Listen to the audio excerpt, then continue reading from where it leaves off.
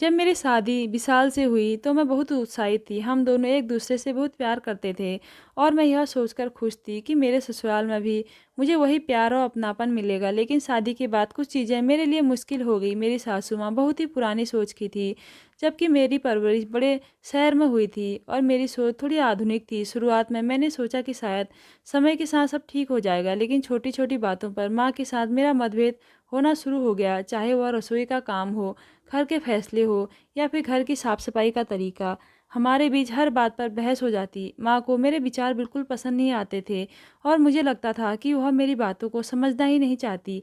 यह देखकर मुझे बहुत दुख होता था। विशाल भी यह सब देख रहा था और मैं जानती थी कि वह भी परेशान था।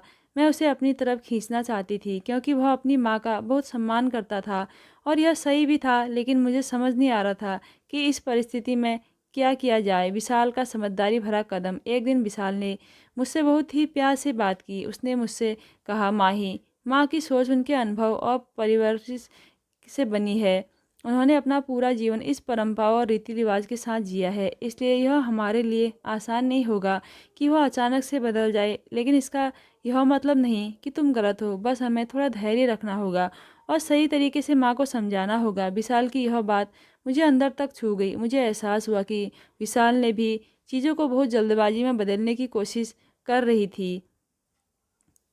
विशाल ने मुझसे वादा किया कि वह माँ से बात करेगा, लेकिन टकराव से नहीं, बल्कि उन्हें धीरे धीरे मेरी बात समझाएंगे। इसके बाद विशाल ने माँ के साथ ज़्यादा समय बिताना शुरू किया।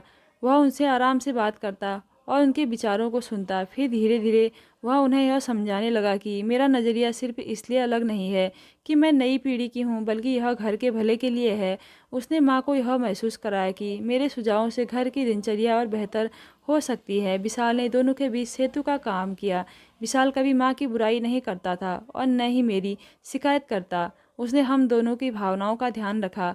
वह हमेशा मुझे समझाता कि माँ के अनुभवों का और भी सम्मान करना ज़रूरी है और साथ ही माँ को यह एहसास दिलाना कि मेरे विचार भी उतने ही महत्वपूर्ण है। उसने हम दोनों के बीच एक सेतु का काम किया। विशाल ने माँ से कहा, माँ, माही का इरादा सिर्फ घर को बेहतर बनाना है। हम नए तरीके भी अपना सकते हैं, लेकिन आपको यह महसूस होना चाहिए कि आपकी परंपराएं और अनुभव भी हमारे लिए बहुत कीमती हैं। धीरे धीरे माँ ने भी मेरी बातों को समझना शुरू किया।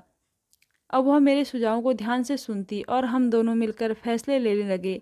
वही मैंने भी माँ के पुराने तरीकों को स्वीकार करना शुरू किया और उनके अनुभव से सीखने की कोशिश की। विशाल ने हमें यह सिखाया कि समझौता ही रिश्तों की कुंजी है। आज माँ और मैं न सिर्फ सास बहू हैं, बल्कि अच्छे दोस्त भी बन गए हैं।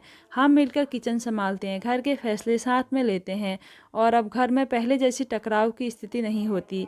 यह सब सिर्फ इसलिए हो सका क्योंकि विशाल ने अपनी सूझबूझ से हमें यह सिखाया कि रिश्तों में सम्मान और समझदारी सबसे ज़रूरी होती है। विशाल की समझदारी ने हमारे रिश्ते को नया मोड़ दिया। आज मैं अपनी सास के साथ हंसती बोलती हूँ और यह सब विशाल की वजह से मुमकिन हो पाया है। रिश्तों में धैर्य, समझदारी और एक दूसरे की भावनाओं का सम्मान करना ही खुशहाल जीवन का असली राज है। तो दोस्तों, कैसी लगी आज की स्टोरी? अगर अच्छी लगी तो हमारे चैनल को ज़रूर सब्सक्राइब कीजिएगा।